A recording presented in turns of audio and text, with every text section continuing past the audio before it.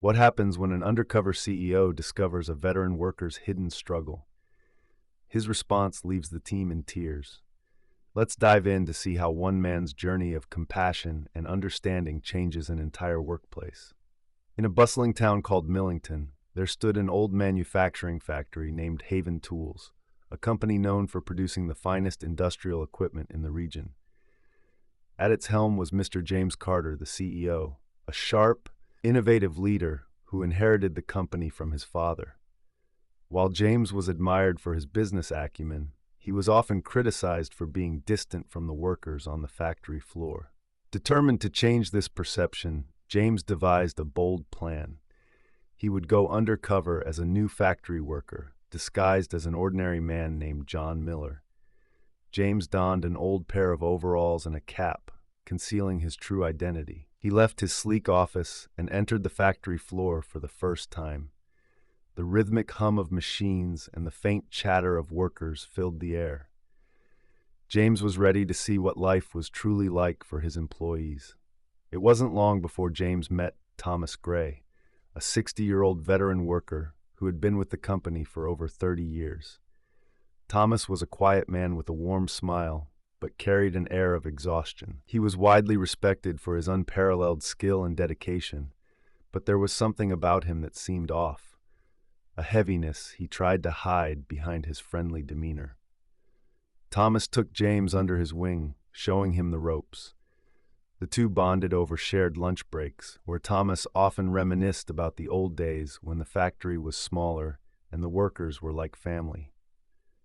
"I've given my life to this place," Thomas said one afternoon, staring at the worn-out gloves in his hands. "It's been good to me, most of the time." James couldn't shake the feeling that there was more to Thomas's story. Despite his wisdom and experience, Thomas often worked late into the night, taking on extra shifts that left him visibly drained. One day, while organizing tools in the storage room, James overheard a conversation between two younger workers. They were whispering about Thomas. "Did you hear? He's been sleeping in his car for weeks," one said. "Yeah, I saw him in the parking lot after our shift ended. He doesn't want anyone to know." James felt a pang of guilt and disbelief. How could a man who dedicated his life to this company end up living in his car? Determined to find out more, James discreetly followed Thomas after work.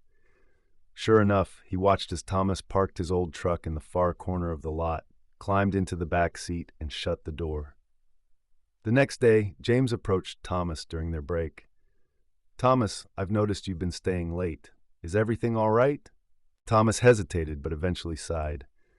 "John, life's been tough lately. My wife passed away a few years back, and with medical bills and debts, I lost the house. I didn't want anyone to know. I've been managing, barely." James's heart sank. Here was a man who had given so much to the company, yet he was silently struggling. James decided to investigate further. He reviewed Thomas's records, finding that despite his long tenure, Thomas hadn't received a significant raise in over a decade. He also learned that Thomas had been quietly helping younger workers, teaching them skills and even lending money to those in need. Moved by Thomas's selflessness, James knew he couldn't let this go unnoticed. Without revealing his identity, he reached out to his executive team and arranged a special meeting. He announced a new employee recognition program, highlighting Thomas's contributions as the first recipient. During the event, Thomas was called to the front. The room erupted in applause as James, still disguised as John, handed him a plaque and an envelope. Inside was a note that read, "You've inspired us all. Thank you for your service."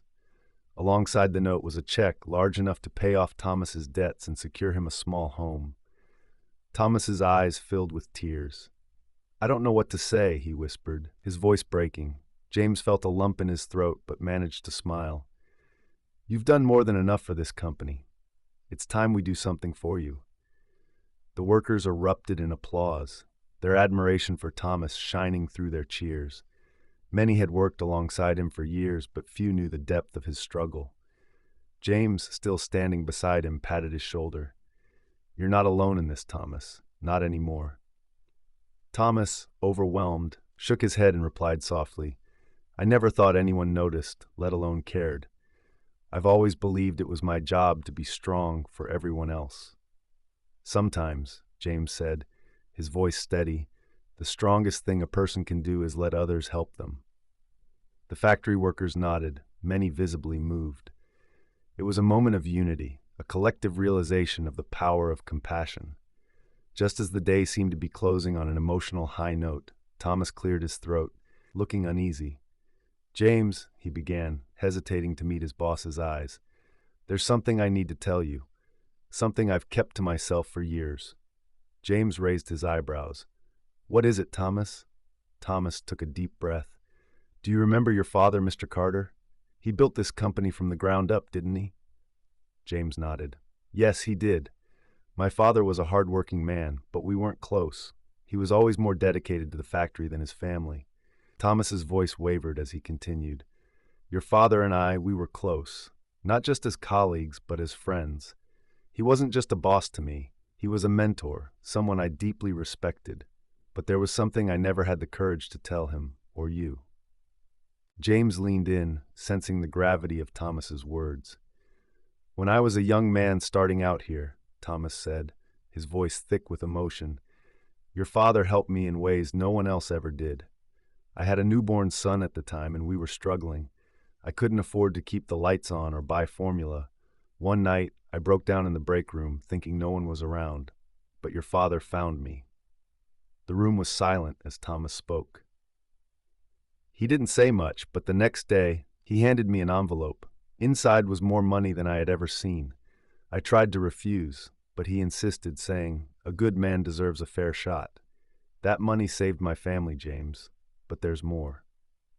Thomas paused, and James noticed the tears streaming down his face. "I promised myself I'd repay him one day, but before I could, he passed away. I've carried that guilt ever since.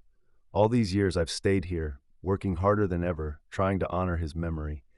And now, standing here, I see his son doing the same thing for me." James was stunned. His father, a man he had seen as distant and detached, had quietly performed acts of kindness that shaped lives. For the first time, James felt he truly understood the legacy his father had left behind. "I never knew," James said, his voice barely above a whisper. "He never spoke about things like that." Thomas placed a hand on James's shoulder. "He didn't have to. He believed in actions, not words. And today I see that same spirit in you. You've made him proud, James." The workers watched as the two men embraced, their shared history now an unbreakable bond. In the weeks that followed, Haven Tools underwent a transformation. Inspired by Thomas's story and James's leadership, the company established the Legacy Fund, a program dedicated to supporting employees facing hardships. The fund was named after James's father, honoring his quiet acts of generosity. Thomas became a key figure in the program, mentoring employees and sharing his story to inspire others. His journey from struggle to gratitude became a symbol of resilience and community. Meanwhile, James made a promise to himself, never to lose sight of the people who made the company thrive. Standing in front of the factory on a crisp morning, James addressed the entire team. "This experience has taught me that success isn't measured by profits or accolades. It's measured by the lives we touch, the people we lift up, and the legacy we leave behind." The workers cheered, their unity stronger than ever. And as Thomas stood in the crowd, his heart full, he whispered, "Thank you, Mr. Carter, for everything." James's journey as an undercover CEO had not only changed one man's life, but had also redefined the company's purpose. It was no longer just a factory, it was a family. And that, as James realized, was the greatest success of all. That's the story, friends. I hope you enjoyed it. It was a pleasure sharing it with you all.